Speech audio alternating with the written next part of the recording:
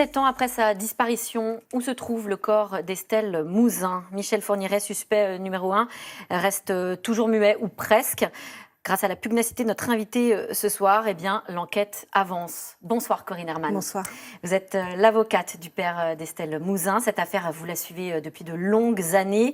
Vous vous êtes battue pour que les enquêteurs remontent la piste du tueur en série. Alors, que s'est-il passé le 9 janvier 2003 à Guermantes, jour de la disparition d'Estelle? Eh bien, la journée va être reconstituée demain. Corinne Herman, est-ce que ça peut faire basculer l'enquête? Qu'est-ce que vous attendez de cette journée? Vous serez à Guermantes demain. Oui, je ne pense pas que ça fasse basculer l'enquête puisqu'il y a beaucoup d'éléments à la fois matériels et des aveux du couple Fourniret, puisqu'ils sont deux, Michel Fourniret et Monique Olivier, dans cette histoire et dans l'organisation de cet enlèvement, et puis peut-être la mort d'Estelle, en tout cas la mort d'Estelle comme ils le disent eux. Donc ça ne basculera pas demain puisque c'est le travail qui a été fait depuis 1 an par le juge d'instruction, le travail que nous avons fait depuis très longtemps avec Didier Seban pour essayer d'aller vers ce tueur qui devrait soutenir ce dossier. Demain, ce qui peut se passer, c'est qu'il nous donne quelques éléments d'explication. Oui, puisque Michel Fourniret et son ex-épouse, dont vous parlez, Monique Olivier, seront tous les deux sur place. A priori, ils seront sur place demain, oui. Première fois qu'ils se reverront d'ailleurs depuis décembre 2018. Je crois, est-ce que ça peut jouer aussi dans la libération de la parole ou des gestes? Alors, ils se sont vus entre-temps, puisqu'on a effectué les reconstitutions des meurtres de Johanna Parish et de Marie-Angèle Domèche il y a 1 an, en 2019. Donc ça fait 1 an qu'ils ne se sont pas vus, mais ils se sont croisés sur 1 ou 2 interrogatoires. Et donc, parce qu'on sait que Michel Fourniret parle très peu, divulgue des informations au compte-gouttes, manipule aussi ses interlocuteurs, en tout cas joue avec eux, ça dépend qui en effet. Alors est-ce que justement demain il pourrait parler davantage? Alors demain il peut nous donner des éléments, il peut accepter de parler, il peut même nous mener sur ses chemins, ou ne rien nous dire et jouer avec nous. Tout était possible avec ce type de tueur. Concrètement, demain, comment ça va se dérouler? Comment va se dérouler cette journée? Qu'est-ce qu'on va demander à Michel Fourniret? Alors, déjà, on va ramener Michel Fourniret sur les lieux, sur ce qu'on suppose, nous, de son parcours et du parcours d'Estelle, parce qu'on connaît une partie du parcours d'Estelle, donc on va essayer de savoir où il l'a approché, comment il l'a repéré et comment il l'a enlevé.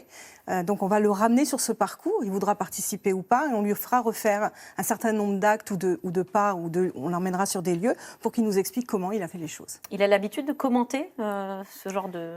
Dans les reconstitutions criminelles, oui, il parle, il a tendance à nous dire pas mal de choses, des fois aussi sur d'autres dossiers, parce qu'il y a des enjeux sur d'autres dossiers. Donc parfois, il ne va pas nous parler peut-être d'Estelle et d'autres affaires, ou l'inverse, où il va se rappeler, mélanger des affaires. On ne sait pas ce qui va se passer, on y va l'esprit assez libre, et on verra sur les lieux, sur le chemin d'Estelle, sur les lieux où elle vivait, sur les lieux où elle a été enlevée, ce qu'il nous dira. Et tout va être consigné, filmé? Tout à fait, tout va être consigné par la greffière du juge d'instruction. Le père d'Estelle Mouzin sera-t-il là? Non, il ne sera pas là demain. Alors, je pose cette question, et c'est assez cohérent avec la lettre qu'il a envoyée hier. Et Éric Mouzin envoie une lettre à tous les médias où il demande de ne pas dévoiler les détails les plus cruels de cette affaire. Voilà ce qu'il dit. Le moteur du couple de suspects, donc il entend par là Michel Fourniret et sa femme, il ne cite jamais leur nom. Le moteur du couple de suspects est toujours aujourd'hui de semer l'horreur pour se délecter de détruire encore plus les familles. Et donc il demande qu'on ne divulgue aucun détail. Il fait écho, j'imagine, à des auditions, des procès-verbaux qui ont eu lieu et des fuites qui peuvent se faire. C'est très compliqué. Comment est-ce qu'on fait la balance, l'équilibre entre informer, ce qui est notre travail de journaliste, et puis le respect de l'enquête? Je dirais que c'est à la presse de répondre, mais c'est vrai que pour une famille, d'apprendre des détails avant même que nous, on ait eu le temps de les leur donner, parce qu'on n'a pas toujours les procès-verbaux tout de suite, et on les voit dans la presse avant même qu'on les ait eus nous-mêmes et qu'on ait pu les commenter, voire finalement les filtrer pour que ce soit acceptable pour une famille. C'est divulgué dans la presse, donc il y a des questions qui se posent sur qui communique ces procédures, et là-dessus, je suis très claire, et je pense qu'on peut élucider cet aspect-là des choses. Et la deuxième chose, c'est comment c'est interprété.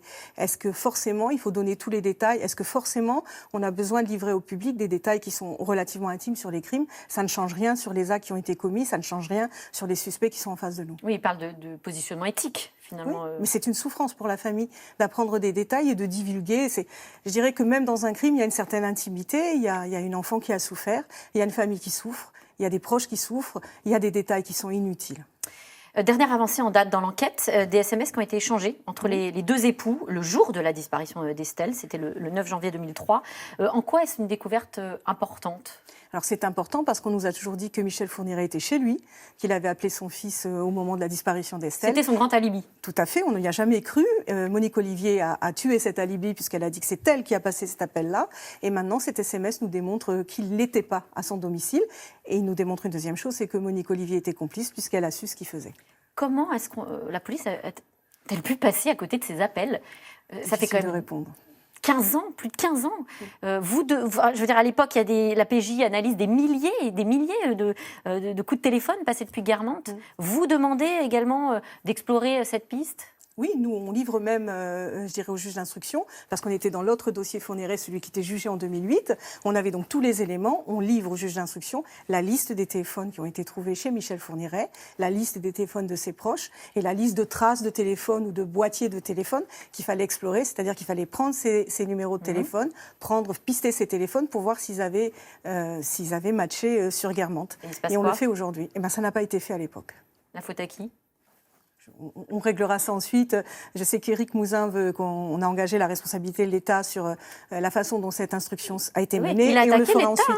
Pour Tout à fait, on est en cours. C'est en cours. Dans la gestion de ce dossier. Oui, avec Didier Sauban, on a fait la procédure. Cette procédure est en cours.